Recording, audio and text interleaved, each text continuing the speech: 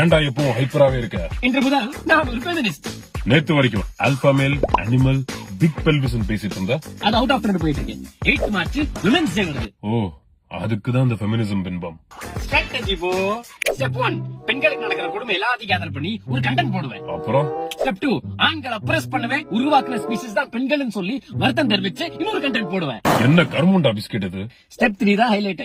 Women's day அன்னைக்கு ஒரு பொண்ணு மாதிரி ட்ரெஸ் பண்ணிட்டு நான் படுற கஷ்டங்கள் எல்லாத்தையும் டாக்குமெண்ட்ரி எடுத்து போடுவேன். டேய் உன்ன பின்ன தாடி மாத்தல வந்துருவாங்க. ஏடா பாக்குற கொட்டாங்குச்சிரா.